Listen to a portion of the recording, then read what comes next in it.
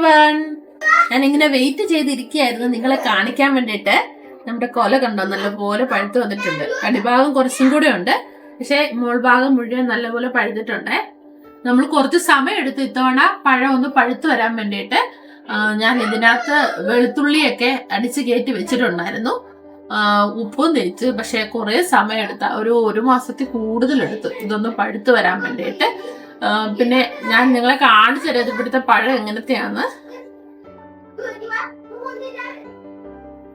വലിയ രുചിയൊന്നുമില്ല ഇത്തവണത്തെ പഴത്തിന്. ഭയങ്കരമായിട്ട് വാടി പഴുത്തണക്കായിപ്പോയി. അതുകൊണ്ട് തന്നെ എന്താ പറയാ, മധുരം കുറവാണ്. പക്ഷെ നമ്മുടെ നാടൻ പൂവമ്പഴം ഇല്ലേ, പൂവമ്പഴത്തിന്റെ അതേ ടെക്സ്ചറൊക്കെ കണ്ടോ, അതിന്റെ തൊലിയൊക്കെ കണ്ടോ, അത് കണക്കിരിക്കും. പിന്നെ ഇത്രയും വലിപ്പമേ ഉള്ളു പഴത്തിന്. ഇത് മുറിച്ച് ഞാൻ ഒന്ന് കഴിച്ചു നോക്കട്ടെ. ഇത് കുറച്ചുകൂടി മധുരം ഉണ്ട്.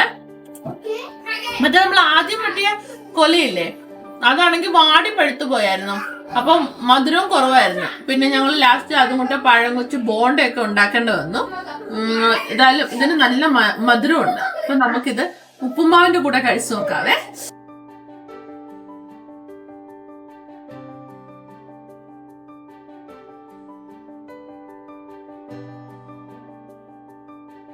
നമ്മുടെ ഉപ്പുമാവ് എടുത്തിട്ടുണ്ട്, നമുക്കിനി ഇച്ചിരി പഴത്തിന്റെ കൂടെ കഴിച്ചു നോക്കാവേ.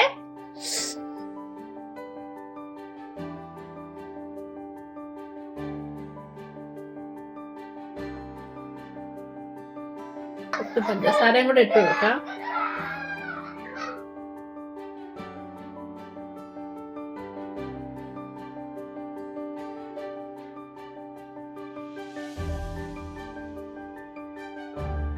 അടിപൊളി കേട്ടോ, നല്ല മധുരമുണ്ട്. ഏതായാലും ഇതിന് ഞാൻ പ്രതീക്ഷിച്ച പോലെയല്ല. കഴിഞ്ഞ പ്രാവശ്യത്തെ കൊല മധുരം ഇല്ലാണ്ട് വന്നപ്പം ഭയങ്കര സങ്കടമായിപ്പോയി. കാരണം അത്രയും പ്രതീക്ഷിച്ച് നമ്മൾ 2 കൊലയൊക്കെ വെട്ടിയതാ, പക്ഷെ മധുരം ഇല്ലാഞ്ഞോണ്ട് സങ്കടമായിരുന്നു. പക്ഷെ ഇത് ഏതായാലും മധുരം ഉണ്ട് കേട്ടോ. ഉപ്പുമാവും പിന്നെ പുട്ടും ഒക്കെ ഉണ്ടാക്കി കഴിക്കണം. അപ്പം എല്ലാവരും വീഡിയോസൊക്കെ കാണണം, ലൈക്ക് ചെയ്യണം, ഷെയർ ചെയ്യണം. കൂടെ സബ്സ്ക്രൈബ് ചെയ്യാത്തവരുണ്ടെങ്കിൽ സബ്സ്ക്രൈബ് ചെയ്യണം കേട്ടോ. അപ്പൊ അടുത്ത വീഡിയോയിൽ കാണാം. Take care, by.